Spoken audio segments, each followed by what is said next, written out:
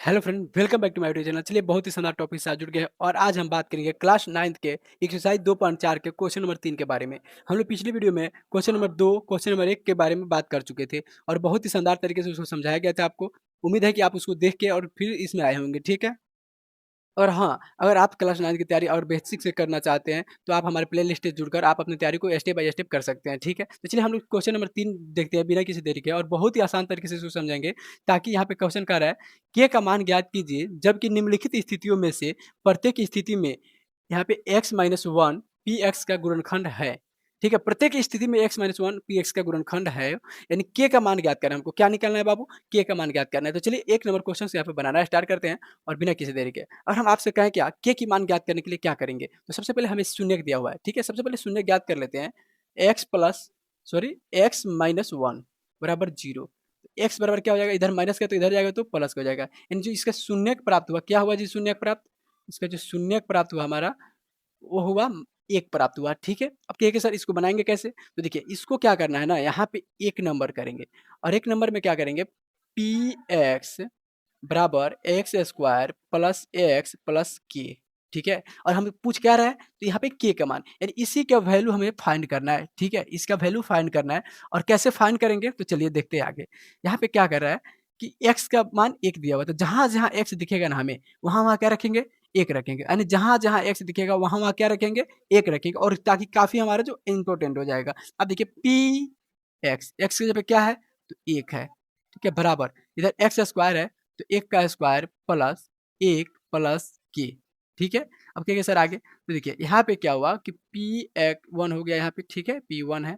अब क्या है कि 1 प्लस के, अब 1 क्या हो जाएगा बाबू? तो यहाँ पे हो जाएगा 2, 2 प्लस के।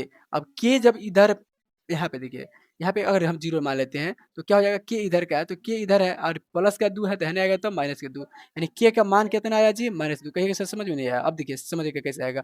पी एक्स यानी 1, 1, 2 हो गया, 2 बराबर के। अब के को क्या करेंगे ना, जो दोनों कांस्टेंट, एक है चर पद और एक है अचर पद, तो चर को इधर रखेंगे और अचर को जो है इधर भेजेंगे, तो प्लस का साइन था तो माइनस का हो गया, यानी हमारा आंसर क्या आया? के बराबर 2 आया, जो हर एक प्रत्येक केस में जो क्या है? शून्य का है। कहेंगे सर 3 2 नंबर, तो 2 नंबर चलिए, 2 नंबर क्या है? समीकरण लिख लेते हैं। यहाँ पे सबसे पहले समीकरण दिया हुआ है 2x स्क्वायर प्लस के एक्स प्लस रूट 2, ठीक है?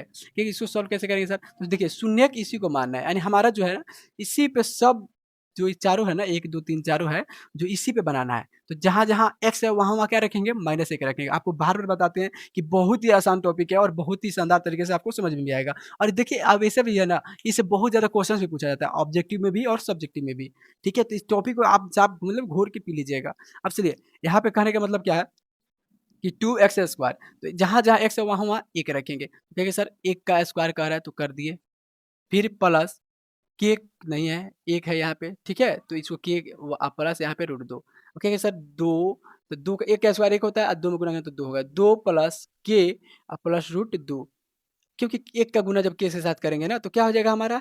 तो 1 के हो जाएगा, सॉरी के हो जाएगा, ठीक है? तो कहिएगा सर आगे, तो देखिए अब क्या हुआ कि 2 है, ये 2 है, एक जैसा है नहीं, एक कास्ट का तो है नहीं, तो जुटेगा नहीं। मित्र बन सकता है लेकिन फ्रेंडशिप हो सकता है, लेकिन क्या होगा? शादी नहीं हो सकता। इसका मतलब कहने का क्या है कि रूट 2 प्लस 2 यानी 2 रूट 2 प्लस के बराबर 0। अब क्या है कि 2 रूट 2, यह के है इधर, या इसको ऐसे कर सकते हैं 2 रूट 2 बराबर के। बात समझ में आया ना? के को इधर भेज दिए तो माइनस के आ जाएगा, लेकिन इसलिए हम इसको क्या करेंगे? के बराबर माइनस के 2 रूट 2, यही हमारा के का जो क्या प्राप्त हुआ बाबू? शून्य प्राप्त हुआ, ठीक है? तो 1 नंबर 2 नंबर बन चुका। अब 3 नंबर के बारे में बात करते हैं। 3 नंबर यहाँ पे बनाते हैं और जो 3 नंबर क्या है, कह रहा है क्या? पी एक्स बराबर k square minus root 2 x plus k, sorry 1। हम लोग को क्या निकालना है? के का वैल्यू फाइंड करना है, ठीक है? क्या चीज़ का वैल्यू फाइंड करना है? के का वैल्यू फाइंड करना है। तो चलिए इसको स्टार्ट करते हैं और पी एक्स यहाँ पे डायरेक्ट हम लोग छोड़ देते हैं, क्योंकि इस तरह स्टेप बाय स्टेप लिखना पड़ेगा, ठीक है? अब क्या है कि के, अब यहाँ पे 1 का स्क्वायर करेंगे प्लस रूट 2 गुने 1 अब प्लस 1, ठीक है सर? आगे देखिए तो के का स्क्वायर करें तो वही बात हुआ यहाँ पे, ठीक है?